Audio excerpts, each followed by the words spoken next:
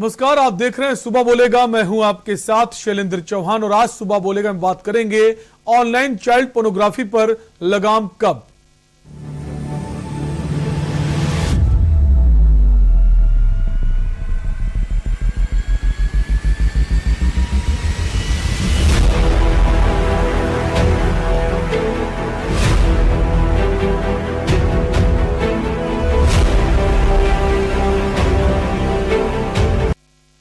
देश में child pornography के धंधे से जुड़े लोगों की धरपकड़ के लिए सीबीआई की टीमों ने कल एक साथ 14 राज्यों में छापेमारी की, जिसमें यूपी के मुरादाबाद सहित 11 जिलों में सीबीआई की छापेमारी की गई। शुक्रवार को भी सीबीआई ने ऑनलाइन चाइल्ड पोर्नोग्राफी मामले में यूपी के कई जिलों में छापेमारी की, जिसमें कई लोगों से पूछताछ की गई है। देश भर में पॉर्न सामग्री बांटने वालों और इसके धंधे से जुड़े लोगों पर सीबीआई छापेमारी कर कार्रवाई कर रही है। लेकिन बड़ा सवाल है कि आखिर इस गंदे धंधे पर लगाम कब लगेगी, बच्चों के साथ यौन शोषण के मामले कब रुकेंगे, इसी पर चर्चा करेंगे। उससे पहले ये रिपोर्ट देखिए।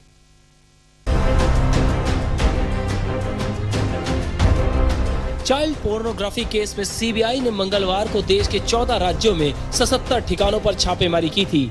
इस छापेमारी में उत्तर प्रदेश के जालौन, मऊ जैसे छोटे जिलों से लेकर नोएडा और गाजियाबाद जैसे बड़े शहरों और राजस्थान के नागौर, जयपुर, अजमेर से लेकर तमिलनाडु के कोयम्बटूर जैसे शहर भी शामिल थे। ये मामला इतना बड़ा है कि इसके बारे में जानकर भी आप हैरान रह जाएंगे। सीबीआई ने छापेमारी के दौरान अलग अलग शहरों से 7 लोगों को गिरफ्तार किया। तो गुरुवार को दिल्ली के राउज एवेन्यू कोर्ट में दिल्ली से गिरफ्तार किए गए 3 आरोपियों रमन गौतम, सत्येंद्र मित्तल और पुरुषोत्तम झा को पेश किया गया, जहां से तीनों को 3 दिन की सीबीआई कस्टडी में सौंप दिया गया है। सीबीआई के अधिकारियों के मुताबिक बाकी के आरोपियों को भी अलग अलग कोर्ट में पेश करके उनकी कस्टडी ली जाएगी, ताकि इनके लिंक्स कहां है ये पता लगाया जा सके। जानकारी के मुताबिक 50 से ज्यादा व्हाट्सएप ग्रुप सीबीआई के रडार पर हैं। इस मामले की जांच में 5000 से ज्यादा लोगों के नाम सामने आए थे, जो इस केस से जुड़ी सामग्री को सोशल मीडिया पर शेयर कर रहे थे। सीबीआई अलग अलग शहरों में करीब 2 दर्जन से ज्यादा लोगों को हिरासत में ले चुकी है। सीबीआई ने बड़ी संख्या में लैपटॉप, मोबाइल फोन और अन्य इलेक्ट्रिक गैजेट्स जब्त किए हैं। ऑनलाइन चाइल्ड पोर्नोग्राफी के मामले में दिल्ली के हाई प्रोफाइल केस के तार यूपी के 11 जिलों से जुड़े हैं। सिद्धार्थनगर जिले में भी गुरुवार को सीबीआई ने छापेमारी की, तो उरई से लेकर कई दूसरे जिलों में इस मामले से जुड़े लोगों से पूछताछ की गई है। चाइल्ड पोर्नोग्राफी के हाई प्रोफाइल मामले में हाल ही के दिनों में सीबीआई ने 83 लोगों के खिलाफ आईटी एक्ट के तहत केस दर्ज किया और सभी से पूछताछ जारी है। मामले में इटावा के बिशनपुर बैराडीह गाँव का रहने वाला शहाबुद्दीन भी आरोपित है। देश में ऑनलाइन चाइल्ड पोर्नोग्राफी के तार देश के 14 राज्यों से जुड़े हैं। दिल्ली में 19, यूपी में 11, आंध्र प्रदेश के 2, गुजरात के 3, पंजाब के 4, बिहार के 2, हरियाणा के 4, उड़ीसा के 3, तमिलनाडु के 5, राजस्थान के 4, महाराष्ट्र के 3, छत्तीसगढ़, मध्य प्रदेश और हिमाचल प्रदेश के 1-1 जिलों में छापेमारी की गई। भारत में पर्दाफाश किए गए ऑनलाइन चाइल्ड पोर्नोग्राफी का जाल पूरी दुनिया से जुड़ा है।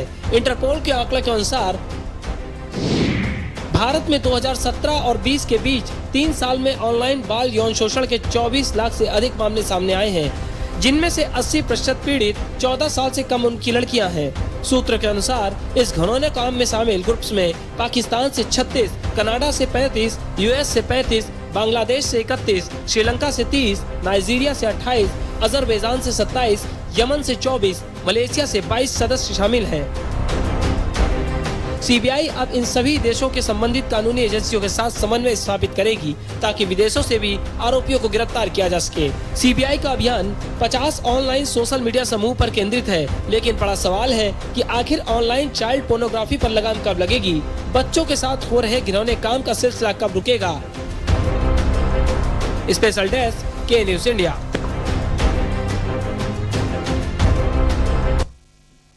तो चाइल्ड पोर्नोग्राफी को लेकर सीबीआई लगातार छापेमारी कर रही। कई सारे राज्यों के लोग इसमें शामिल हैं। यूपी के कई जिलों से लोगों को अपनी गिरफ्त में लिया गया है।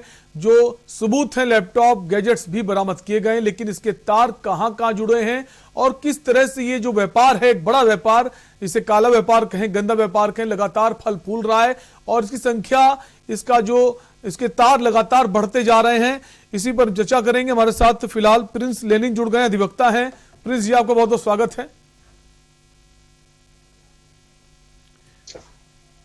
प्रिंस जी, सवाल यह है कि सख्त कानून भी है, उसके बावजूद जो ये गंदा धंधा है लगातार फलता फूलता जा रहा है, इस पर लगाम आखिर क्यों नहीं लग पा रही? देखिए, ये कहीं ना कहीं जो हमारे यहाँ की जांच एजेंसियां हैं, जो लॉ एनफोर्सिंग एजेंसीज हैं, उनकी कुछ ना कुछ कमी रही है कि अब सीबीआई को सामने आना पड़ा है और एक एक्टिव रोल सीबीआई निभा रही है और पूरे देश में एक साथ उसने छापेमारी की है इस घिनौने काम को रोकने के लिए, बच्चों के साथ हो रहे इस घिनौने अत्याचार पे लगाम लगाने के लिए। जो कदम आज सीबीआई ने उठाया है वो कहीं ना कहीं विभिन्न राज्यों में जहां भी पुलिसिंग है वहां पे ये काम अपने आप होना चाहिए था। इसी से पता चलता है कि हमारे देश की जो व्यवस्था है वो कितनी सुसुप्तावस्था में रहती है। जब तक का कहीं से झकोरा ना जाए, जब तक का कहीं से कोई चीज आवाज ना उठाए, तब तक का उस पर कार्रवाई होना मुमकिन नहीं होता है। जो पोर्नोग्राफी, चाइल्ड पोर्नोग्राफी से रिलेटेड जो मटेरियल पे जिसपे आज सीबीआई वर्क कर रही है, रेड्स कर रही है, अरेस्ट कर रही है, ये वर्षों से चला आ रहा था और जो दूसरी स्थानीय एजेंसीज हैं उनको किसी को भनक तक नहीं थी।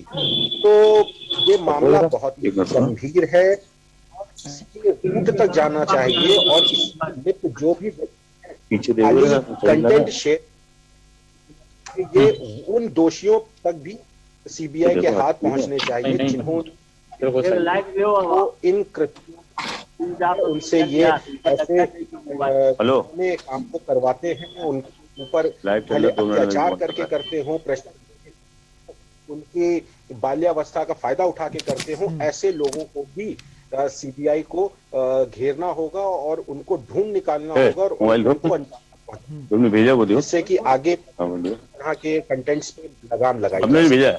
प्रिंस जी, समझना चाहेंगे जो एक्ट है इसको लेकर, वो एक्ट कितना सख्त है? क्योंकि काफी सारे लोग तो गिरफ्त में आए हैं, पहले भी पकड़े गए लोग, लेकिन बड़ी आसानी से वो छूट जाते हैं।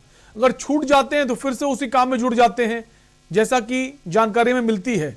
और कहा जाता है बहुत सारा पैसा भी है इसमें, और इसमें सिर्फ देश के ही लोग नहीं हैं, विदेशों के भी तार जुड़े हैं। और जरूरी नहीं जो सर्च होता है, सर्चिंग होती है, अगर आप कोई विदेश में बैठकर भी दिल्ली और लखनऊ के वीडियोस देख सकता है, शेयर कर सकता है, बातचीत कर सकता है। आजकल तो लाइव स्ट्रीमिंग चल रही सर। देखिए, बिल्कुल ये जो कानून की बात है, अब सरकार के द्वारा इस दिशा में एक पॉक्सो एक्ट बनाया जा चुका है, protection of children from sexual offences act 2012। Section 14 इसमें पनिशमेंट प्रोवाइड करता है कि अगर बच्चों का यूज किया जाता है चाइल्ड पोर्नोग्राफी के लिए, इसमें काफी कठोर सजाओं का प्रावधान है और साथ साथ द्वारा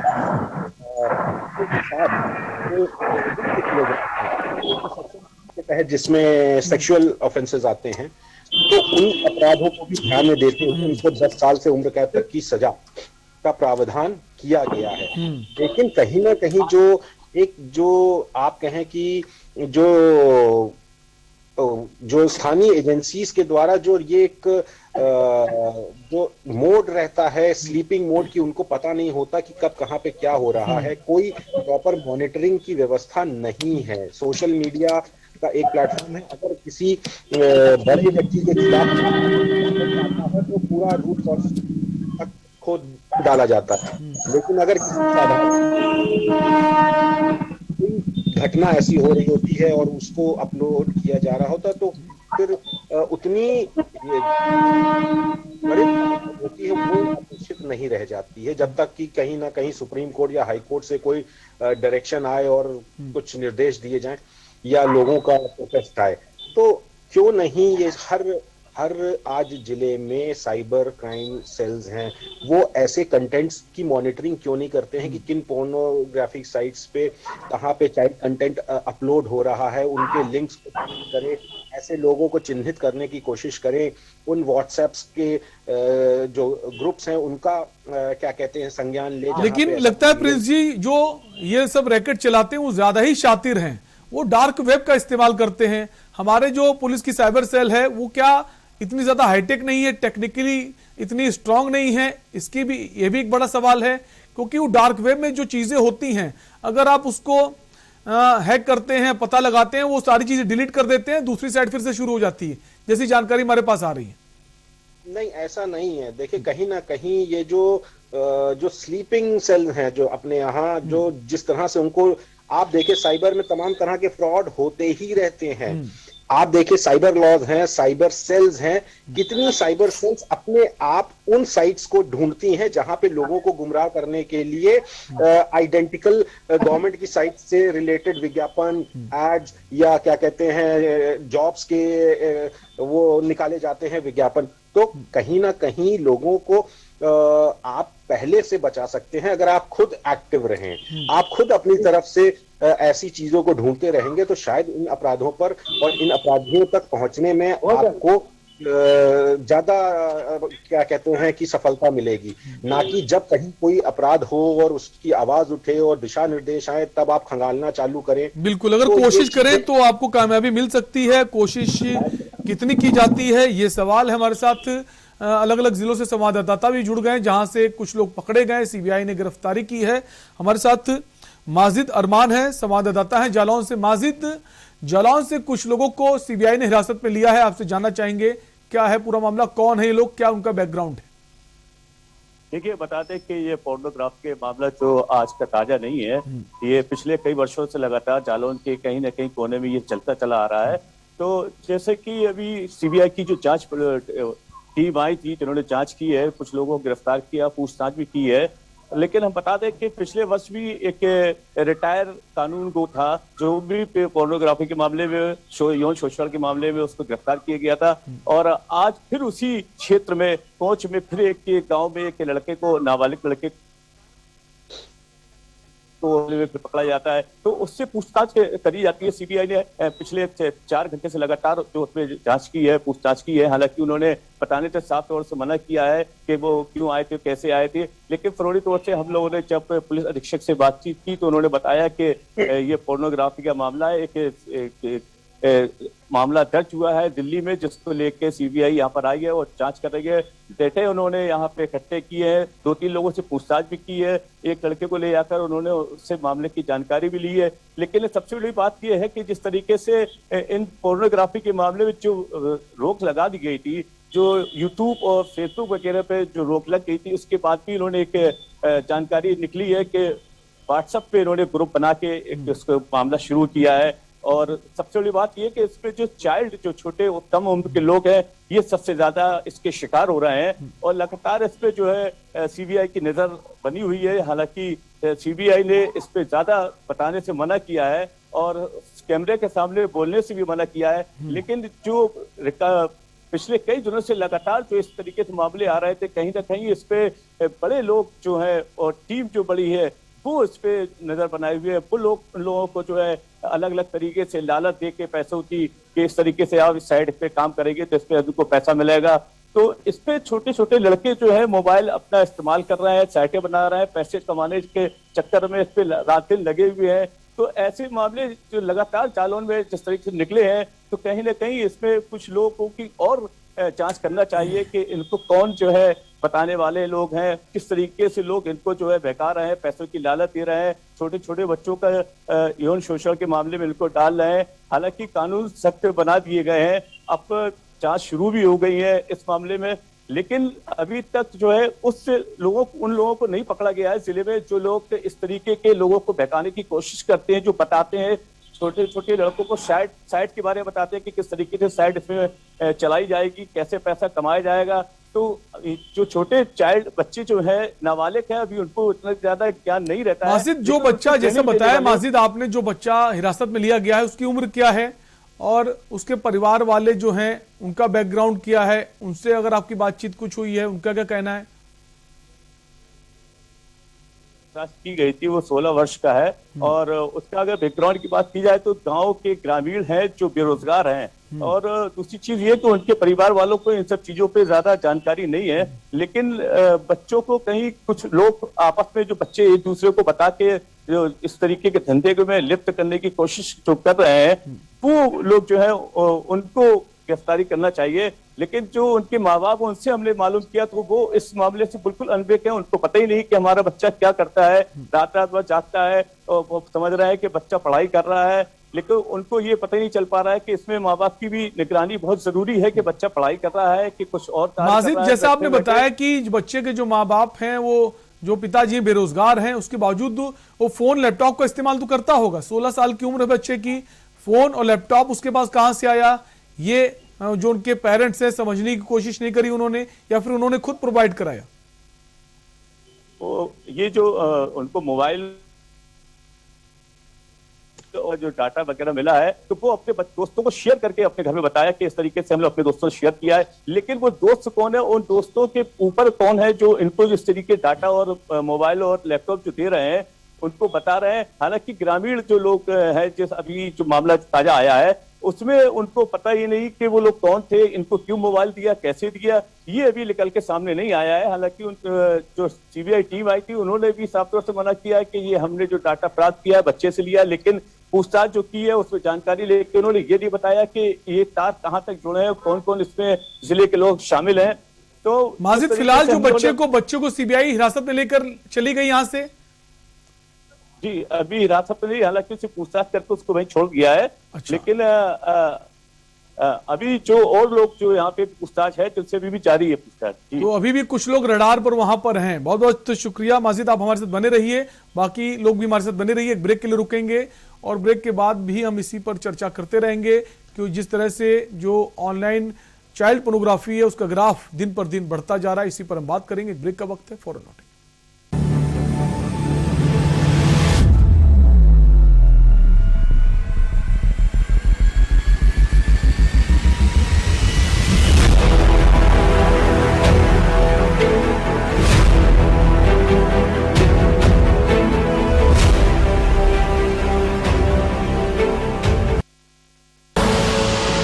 देख रहे हैं के न्यूज, खबरों का सारथी।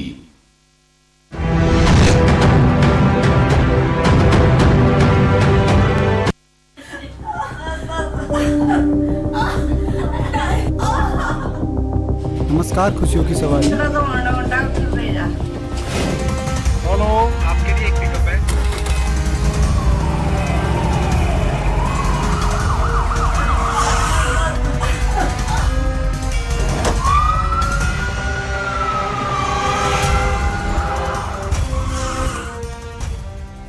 उत्तराखंड में गूंज रही खुशियों की किलकारी, जच्चा बच्चा की सुरक्षा और सुरक्षित प्रसव को सुनिश्चित कर रही खुशियों की सवारी। उत्तराखंड का मातृत्व रहे सुरक्षित और खुशहाल, इसके लिए उत्तराखंड के मुख्यमंत्री पुष्कर सिंह धामी के नेतृत्व में खुशियों की सवारी योजना की सेवा आरंभ कर दी गई है। खुशियों की सवारी राज्य के सभी जनपदों में मातृत्व शक्ति की सेवा के लिए तैनात है, जिसमें लगभग 126 एम्बुलेंस तैनात की गयी है। गर्भवती महिलाओं को प्रसव हेतु अस्पताल ले जाने के लिए हेल्पलाइन नंबर 102 भी जारी किया गया है, जिस पर कॉल करने पर खुशियों की सवारी तुरंत घर पहुंचकर महिलाओं को अस्पताल पहुंचाकर सुरक्षित प्रसव में सहायता कर रही है। यही नहीं, गर्भवती महिलाओं के सुरक्षित प्रसव के बाद जच्चा बच्चा को चिकित्सक के परामर्श के बाद यही खुशियों की सवारी उनके घर के आंगन तक पहुंचाती है। सुरक्षित प्रसव हो, जच्चा बच्चा रहे स्वस्थ और सुरक्षित, इसी उद्देश्य के साथ उत्तराखंड सरकार लाई है खुशियों की सवारी। मातृशक्ति को मिल रहा उत्तराखंड सरकार का साथ, उत्तराखंड सरकार की खुशियों की सवारी से मिल रहा मातृशक्ति को लाभ। जुबान के लिए उड़ चला गैरों की ज़मीं पर, खुशबू अपने पन की ढूंढता।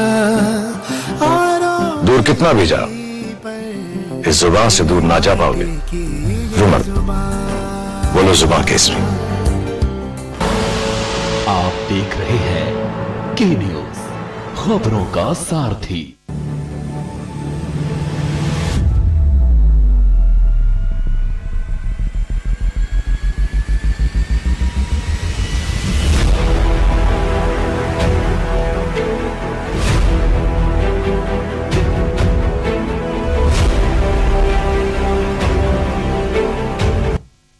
ब्रेक के बाद आपका स्वागत है। आप देख रहे हैं सुबह बोलेगा और सुबह बोलेगा हम बात कर रहे हैं ऑनलाइन चाइल्ड पोर्नोग्राफी पर।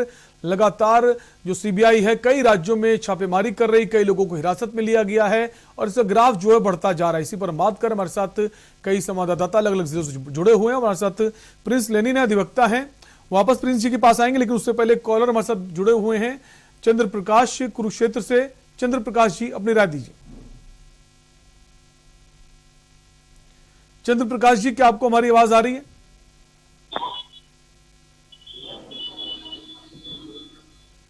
चंद्र प्रकाश जी, क्या आप हमें सुन पा रहे हैं? शायद चंद्र प्रकाश जी से हमारा संपर्क जो है वो टूट गया। वापस हम प्रिंस लेनिन जी के पास आएंगे। प्रिंस लेनिन जी, सख्त कानून है, उसके बावजूद इसके मामले लगातार बढ़ते जा रहे हैं और कहा जाता है जो खबरें हैं, सर्वे है, कोरोना काल में मामले और ज्यादा बढ़े हैं। सीबीआई इंतजार कर रही थी सबूतों का, या फिर क्योंकि एक साथ 14 राज्यों में जिस तरह से छापेमारी की जा रही, सीबीआई इंतजार कर रही थी कि सबके तार एक दूसरे से जुड़े हों, उसके बाद हम एक साथ छापेमारी करें ताकि जो लोग हैं उनको पकड़ पाएं। देखिए, जाहिर तौर पर सीबीआई के पास बहुत जिम्मेदारी भरा काम था और क्योंकि ये नेटवर्क देश में नहीं विदेशों में भी फैला हुआ है और आपने देखा कि किस तरह से जब सीबीआई ने रेड किया है उड़ीसा के धनाकुल्ला करके डिस्ट्रिक्ट है, वहां पे सीबीआई की टीम के ऊपर अटैक तक हुआ है इन रेड्स के प्रोटेस्ट में, तो कहीं ना कहीं ये बहुत गंभीर विषय था और इसमें एक साथ रेड करने का औचित्य ये था कि जो बाकी से जुड़े हुए जो अपराधी लोग हैं वो कहीं सजग ना हो जाएं, इसलिए सीबीआई को एक साथ इनमें रेड करने के लिए समय निर्धारित करना था, स्थान निर्धारित करना था। वो उनकी अपनी कार्यशैली है और जाहिर तौर पर इस पर ज्यादा बहस भी नहीं होनी चाहिए इनकी कार्य, क्योंकि ये इतना संवेदनशील मसला है। इस पर हमें ज्यादा अगर हम इस पे कोई बातें कहेंगे या कुछ टिप्पणियां करेंगे तो वो ठीक उचित नहीं होगा, क्योंकि अभी भी तमाम ऐसे इस मसले से जुड़े हुए अपराधी होंगे जो सीबीआई की गिरफ्त के बाहर होंगे, वो चौकन्ने हो सकते हैं। उनको बहुत जरूरी है कि ऐसे लोगों को समय रहते दबोचा जाए और कड़ी से कड़ी सजा मिलनी चाहिए। तो जाहिर तौर पर सीबीआई प्रिंस जी, सीबीआई अपना काम कर रही है और उसने जो सबूत इकट्ठा किए हैं, मोबाइल और कई दस्तावेज हैं, उसको जो कोर्ट में सबमिट भी किए जाएंगे और फिलहाल अभी भी जो लोग हैं रडार पर, उन पर नजर बनाए हुए, उस पर भी हम बात करेंगे। हमारे साथ और पुरुषोत्तम दुबे जुड़ गए हैं सिद्धार्थनगर से। पुरुषोत्तम, आपसे जानना चाहेंगे, सिद्धार्थनगर में भी सीबीआई ने छापेमारी की है, किन्हें हिरासत में लिया गया है, कौन है वो लोग, आपसे जानना चाहेंगे।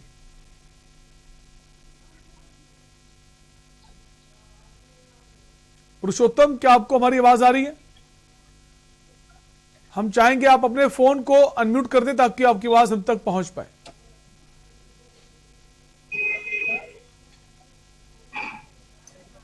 पुरुषोत्तम की आवाज हम तक नहीं पहुंच पा रही। वापस पुरुषोत्तम से जुड़ने की कोशिश करेंगे। हमारे साथ अरहम अली बने हुए मुरादाबाद से। अरहम, मुरादाबाद की अगर बात करें, वहां से भी सीबीआई ने छापेमारी की है, कुछ लोगों को वहां से भी हिरासत में लिया है। जी, मैं आपको बता दूं कि यहाँ पर 13 नवंबर की रात में रेलवे स्टेशन के पास एक अज्ञात कार आई जिसमें कुछ बच्चों को बिठाकर लेके जाया। इस दौरान भाजपा लेके आ रहा है नाबालिग बच्चे, 13 साल, 8 साल, 10 साल के तो बताया कि मैं इन्हें घुमा रहा था। जब ज्यादा तो पुलिस वहाँ पर पुलिस ने 5 साल से वहाँ काम करता है, जिस निर्यातक का वो ड्राइवर है और लगभग ये रोजाना यही काम करते थे। आते थे रात फिर मामला तो मुकदमा दर्ज कर लिया गया है। वही पुलिस अधीक्षक के आदेश अनुसार और जांच चल रही है। हम आपकी आवाज ठीक से हम तक नहीं पहुंच पा रहे, हम चाहेंगे एक बार फिर से आपने जो कहा है वो एक बार फिर से दोहरा दें।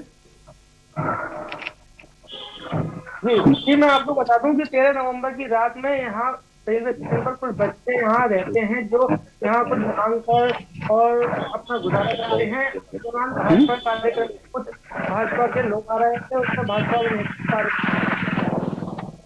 एक कार में कुछ बच्चे लड़कियां, एक ड्राइवर लेके जा रहा था, उन्होंने रोका और रोक कर पूछा कि कहाँ लेके जा रहा है, तो कह रहा है जब ज्यादा जानकारी गई तो इसमें पुलिस वहां पहुंच गई। पुलिस को उसको ड्राइवर को किया और वहाँ उस कार में वो ले गया था फर्म वो मौजूद था। वो पूरे मामले को देखते हुए वहां से फरार हो गया। पुलिस ने जानकारी दी तो उन्होंने बताया कि मैं 5 साल से एक फर्म में काम करता हूँ और ये मालिक बुलाते हैं, छोटे बच्चों को रात भर रुकाते हैं, फिर सुबह छोड़ देते हैं और नशा सुनाकर रात भर उनके साथ रात बिताते हैं। जी ठीक है, पुरुषोत्तम के पास भी हम आएंगे, उससे पहले एक ब्रेक के लिए रुकेंगे और ब्रेक के बाद भी हम इसी पर चर्चा जारी रखेंगे।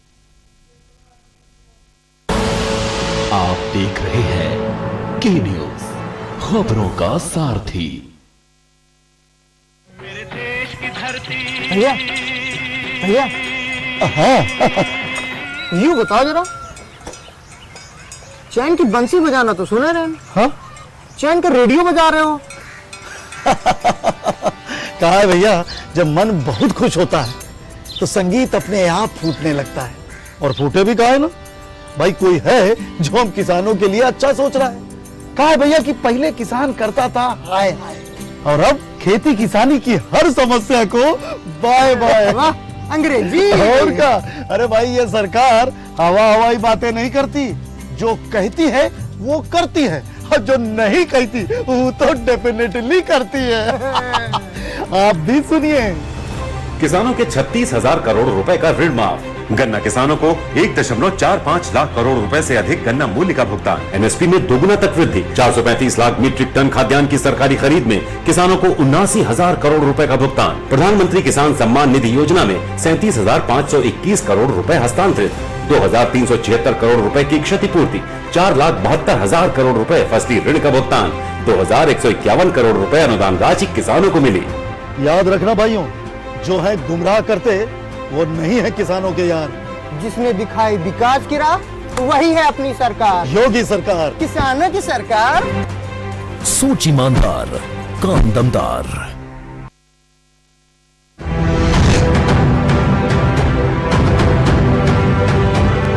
खुदी को आजमाया है तो ये अंदाज आया है, खुदी को आजमाया है तो ये अंदाज आया है। तुम में भी मैं हूं, शुद्ध प्लस पान मसाला। आप देख रहे हैं के न्यूज, खबरों का सारथी।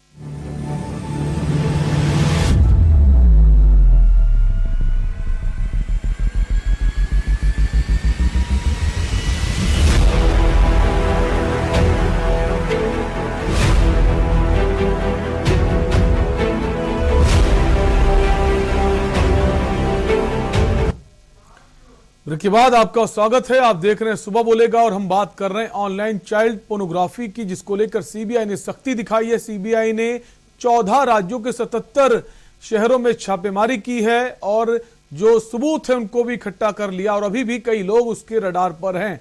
इसी पर बात करें, हमारे साथ कई संवाददाता जुड़े हुए, साथ ही साथ हमारे साथ खास मेहमान अधिवक्ता प्रिंस लेनिन जी बने हुए हैं। प्रिंस लेनिन जी, जैसा कि अब तक हमने सर्वे में देखा है, कई सारी रिपोर्ट्स में देखा है, जो ज्यादातर मामले हैं, उम्र तो कहा जाता है 18 वर्ष से जो कम है वो मामले चाइल्ड पोर्नोग्राफी में आते हैं, लेकिन ज्यादातर मामले 10 साल 12 साल उम्र के हैं। कैसे देखते सर, ये जो एज है 10 साल 12 साल, इनको लेकर क्या कहना है आपका?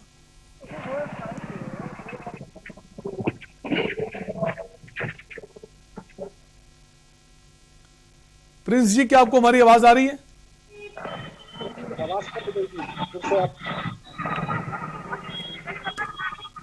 हम प्रिंस जी के पास आएंगे। हमारे साथ पुरुषोत्तम दुबे बने हुए हैं सिद्धार्थ नगर से। पुरुषोत्तम, आप हमें सुन पा रहे हैं?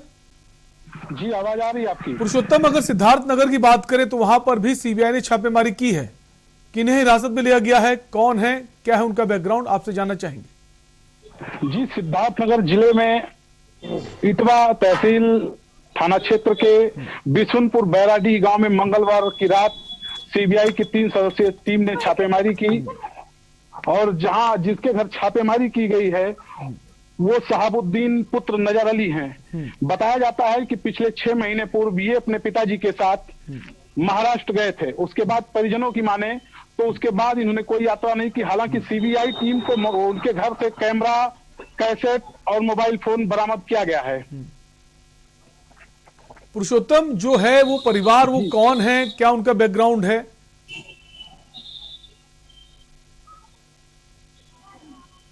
दरअसल परिवार इनका अनपढ़ है और मतलब इनकी फैमिली में मतलब काफी दिक्कत है। लोग जो उनके गांव के लोग हैं और घर वाले बता रहे हैं कि ऐसा कोई कारोबार हमारे परिवार के लोग नहीं करते थे। और जो आरोपी जिससे पूछताछ हुई है उसकी उम्र महज 16 साल की है। ठीक है प्रिंस जी, जैसा आपने सुना, माजिद ने भी बताया जिसे हिरासत में लिया गया है उसकी उम्र भी 16 साल थी, उससे पूछताछ की गई और उसके जो बैकग्राउंड है, उसके पिताजी बेरोजगार हैं। और पुरुषोत्तम ने बताया सिद्धार्थनगर का जो मामला है वहां पर भी उसकी उम्र यही करीब 16 साल है और बहुत आर्थिक रूप से वो भी मजबूत नहीं है और बच्चा पढ़ा लिखा भी नहीं है। तो ये माने कि एक बड़ा सा रैकेट चल रहा है, ऐसे लोगों को निशाना बनाया जाता है जो आर्थिक रूप से मजबूत नहीं है, जिनको पैसे की जरूरत है, लालच दिया जाता है, फिर उनको इस रास्ते में उतारा जाता है। देखिए, जाहिर तौर पर ये चाहे चाइल्ड पोर्नोग्राफी की बात करें या आप अडल्ट कंटेंट की बात करें, मैक्सिमम उन्हीं लोगों को उतार दिया जाता है जो कहीं ना कहीं से आर्थिक रूप से, सामाजिक रूप से कमजोर होते हैं, जिनकी कुछ जरूरतें होती हैं, जिनको कुछ कमियां होती हैं, उनको सही से कोई समर्थन नहीं होता है लोगों का। तो ये जो अपने यहाँ जो एक समाज में एक कुछ कमियां हैं कि जो आर्थिक रूप से पिछड़े हुए लोग हैं उनकी अनदेखी होती रहती है, कमजोर लोगों को, दबे कुचले वर्ग को कोई नहीं, उनका जिस तरह से ये उत्पीड़न होता है और ऐसे छात्रों को फायदा देते हुए जो बच्चे हैं खास तौर के, कि उनको पता है कि एक नाबालिग को कानून जो है वो प्रोटेक्शन देता है। तो 16 साल तक के बच्चों को कहीं ना कहीं अगर उनका अपराध में लिप्त पाए जाते हैं तो उनको ज्यादा से ज्यादा एक रिप्रेजेंटेटिव केयर सेंटर में ही रखा जाता है। उनको कोई जेल या ऐसी सजा से नहीं उनको जाती है जिससे कि उनके जो डेवलपमेंट प्रोसेस है उस पर कोई असर पड़ सके। और जहां तक 7 से 12 साल तक की उम्र का है तो उनका कोई अपराध नहीं माना जाता सेक्शन 86 के तहत। तो ये जो कुछ चीजें हैं, जो कुछ कमजोर बिंदु हैं हमारे समाज में, हमारे व्यवस्था में, उनका ये फायदा उठाते हुए आज ज्यादातर अवयस्क लोगों को इसमें ढकेलने का प्रयास किया जा रहा है कि एक अपराध में जो पकड़ रहेगी वो भी कमजोर रहेगी। लेकिन ऐसे लोग चैनल्स का इस्तेमाल करते हैं, उनके ऊपर जो अपराध जो घोषित किया है पॉक्सो एक्ट के तहत, सेक्शन 14 के तहत, उसमें उनकी जो सजा है वो काफी कड़ी है और इसी में जो कार्रवाई होगी वो ठोस कार्रवाई। प्रिंस जी, जैसा कि खबर आई है कि इस पूरे मामले में 100 देशों की भूमिका सामने आई है। कई शहर हैं, कई देश हैं, पाकिस्तान है, सऊदी है, ऐसे तमाम सारे देश हैं। तो ये भी माने कि जो मेन लोग हैं, जो गैंग के जो प्रमुख लोग हैं, वो विदेश में बैठकर ये पूरा रैकेट चला रहे हैं और यहाँ के लोगों को पैसे का प्रलोभन देकर हर शहर में कुछ लोग एजेंट्स उन्होंने उतार दिए हैं कि आप जाइए, गरीब बच्चों को ढूंढिए, उनको बहलाइए, फुसलाइए। और हमें भी देखते हैं कि जो सर्वे आते हैं, रिपोर्ट्स आती हैं, हर साल कई सारे बच्चे अपने आप गायब हो जाते हैं। ह्यूमन ट्रैफिकिंग की बात आती है, तमाम सारी बातें आती हैं। तो क्या माने जो बच्चे गायब हो जाते हैं उनको भी उसी व्यापार में उतार दिया जाता है जिस तरह का ये जो घटनाक्रम सामने आया है? और जो बच्चे नहीं, जिनको निशाना बना पाते हैं ले जाने का, भागने का, उनको मोबाइल फोन्स दिए जाते हैं। प्रिंस जी, क्या आपको हमारी आवाज आ रही है?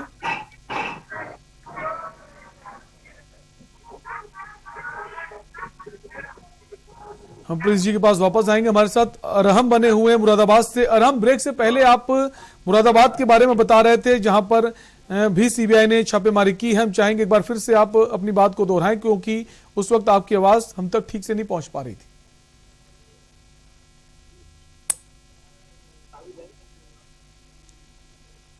और हम चाहेंगे आप अपने फोन को अनम्यूट कर दें।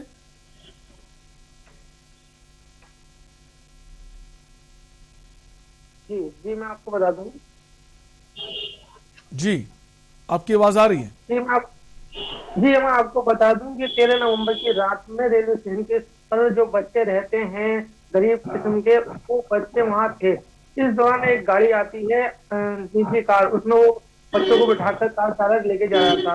अचानक भाजपा के कार्यक्रम से कुछ भाजपा की महिला और कुछ नेता वहाँ मौजूद थी, आ रही थी। रास्ते में जब उन्होंने देखा तो कार चालक को रोका और रोककर उससे जानकारी की कहाँ लेके जा रहा हूँ इन बच्चों को, तो वो कोई संतुष्ट जवाब दे नहीं पाया।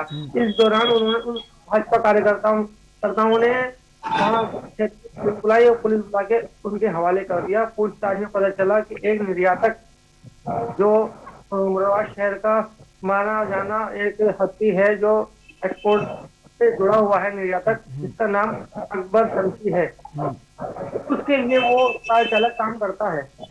उसके लिए रात में वो स्टेशन के छोटी बच्चियों को ले जाता था और सुबह को छोड़ जाता था। उन्होंने बताया पुलिस को जांच पर के ये जो है हमारे मालिक जो है रात में इन लड़कियों के साथ गलत काम करते थे और निशा देकर करते थे और सुबह हम पैसे देकर इन्हें छोड़ जाते थे।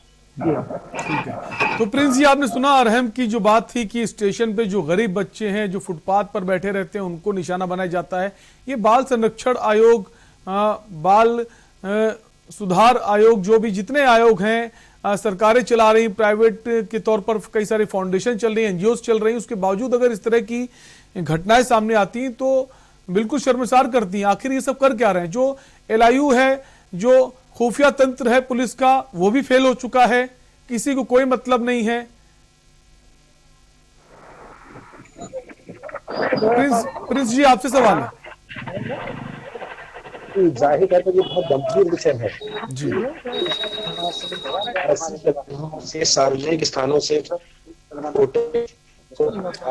जो असहाय हैं, जो खुले में रहते हैं, आसरा नहीं है, ऐसे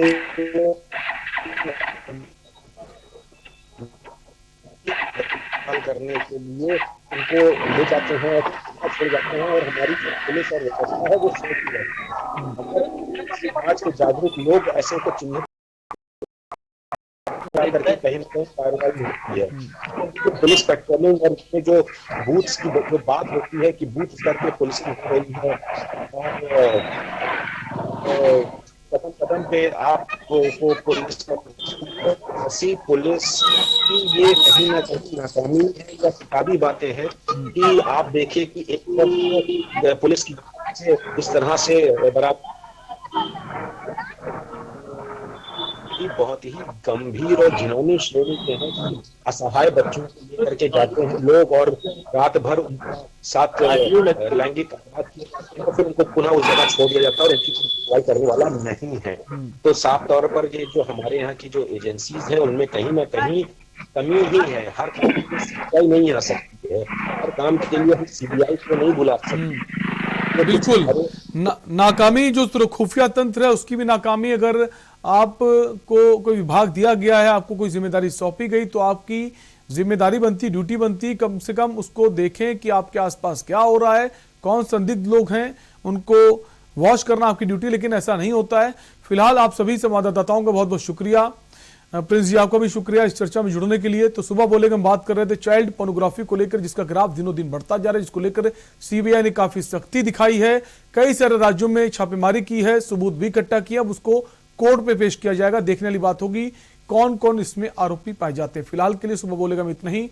देखते रहिए के न्यूज़ इंडिया। नमस्कार।